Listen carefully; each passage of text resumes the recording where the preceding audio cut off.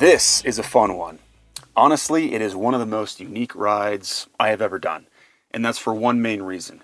You get to pedal up a stream in the middle of the desert. And not just any desert, Moab, Utah. This is the Kane Creek-Pritchett Canyon Loop. I'll tell you everything about it. I'm so sorry to hear that you crashed falling alone now. Do you believe in this thing? Something bigger than you, love. Something bigger than me. First, let's jump over to Bikepacking.com to check out a few specs. I want to say a big thank you to Logan Watts for contributing this route and the entire team at Bikepacking.com for supplying all this information, as well as everybody who chimed in on the comments as well. So it's currently marked at a distance of 52 miles. We did a few more than that, but you don't have to. It's a 2-day route, and what's cool is I think you can finish pretty early on the second day if you want to. There is a little bit of pavement, but not much. You're looking at close to 4,000 feet of total elevation, and the difficulty rating is at a 5.5. Now, the difficulty rating is where it gets a little bit tricky. You can see here, if you hit this question mark, there are 4 categories that they use to create the overall difficulty rating: climbing scale, physical demand, technical difficulty, and resupply and logistics. Now, the climbing scale is the only one that is objective, rated by the amount of feet you climb per mile averaged out over the ride. The technical difficulty and the physical demand is extremely subjective. Zach is a great technical rider and he's in really good shape. He thought this ride was kind of chill. And I still have my technical skills, but physically I'm not in great shape, and so I struggled a little bit. Now for the resupply and logistics. Honestly, it cannot get any more simple than this. You get to start directly from town, you have a resupply almost exactly in the middle, and then you pedal back to exactly where you started from. So the resupply rating is basically like a 1. And for that reason, it's going to lower the overall difficulty rating. Myself and 2 other guys, we started from Spanish Valley and we jumped onto Pipe Dream just to add a few miles of single track. Starting out, you do get a relaxed warm-up on some pavement as you pedal by the Colorado River, and then that will transition to a smooth graded dirt road that will take you past the parking lot for Ahab. Once you make the left turn to follow the creek, this is where it starts to get interesting because this is where you hit the water. Oh, buddy. For the next 15 miles, all the way until you hit Route 191 on the other side of the canyon, you're traveling through the creek, and it is so much fun.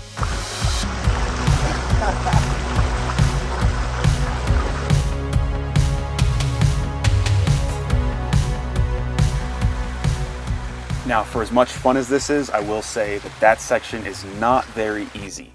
You are going to be navigating around a lot of baby heads inside of the water, and then to get out of the water, you'll be hitting a steep upslope with some loose sand, and you'll repeat that and repeat that and repeat that again.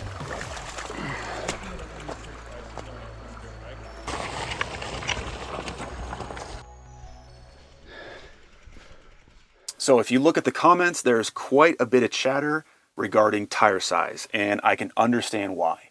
Zach and I rode 3-inch tires on our Karate Monkey, but Austin had 4-inch tires on the Fat Bike. And honestly, I do think the 4-inch tire had a noticeable advantage, but I think 3-inch will definitely work as long as you have some power in your legs and you're not afraid of walking. But either way, you're going to be walking sections no matter what. I definitely would not recommend riding this route with a tire narrower than 3 inches. And the combination of sand and water is definitely going to eat your drivetrain, so I highly recommend a good wet lube and make sure you bring extra. I started this ride with about 3.5 liters of water, which looks like this. The bladder from my hip pack, which is 1.5 liters, this large Nalgene, also 1.5 liters, and a regular size water bottle. I could have made it all the way to 191 with this amount of water, but I did choose to resupply in the creek just so I could have extra. Now, it's worth noting there are quite a few homemade 4x4 contraptions running through this creek, as well as cattle.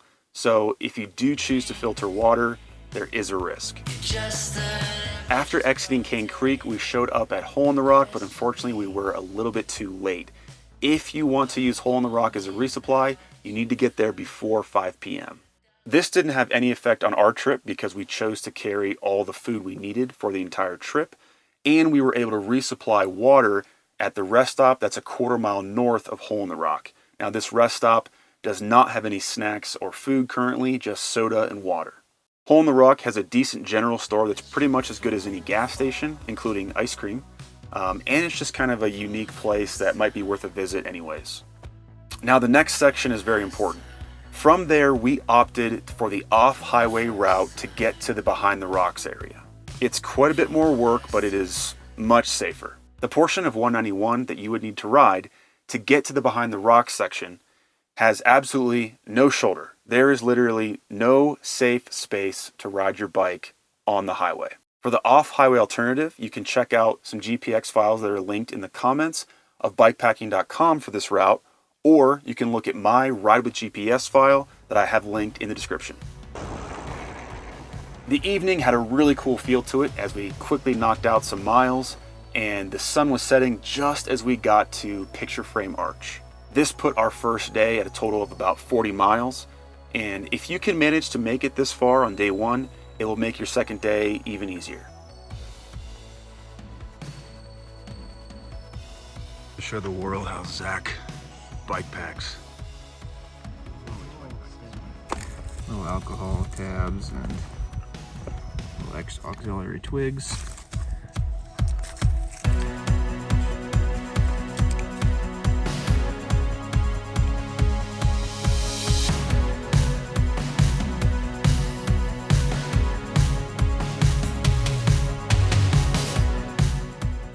On day 2, you'll start out with a few punchy climbs and some rowdy 2-track.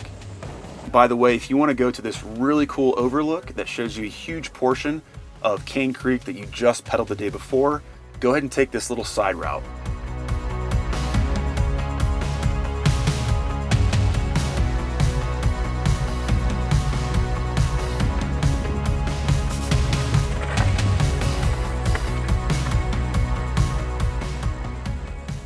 Now we've finally made it to Pritchett Canyon. This very spicy descent was a close second for me in terms of fun, next to pedaling up the water inside Kane Creek.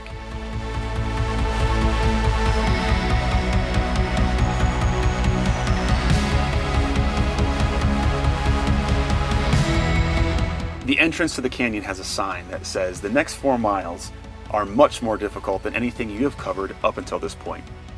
I don't know if they're just talking about the Jeep Road or if they're talking about your entire life. Either way, the next 4 miles are going to throw a lot of people off. But if you love tech, you're going to love this section. It's a combination of constant line hunting and slightly scary rock rolling that will keep your mind exactly in the moment, which is probably the reason you love mountain biking, especially if you're doing it on a packed bike. But like I said, no matter what, you're definitely going to be walking some of it.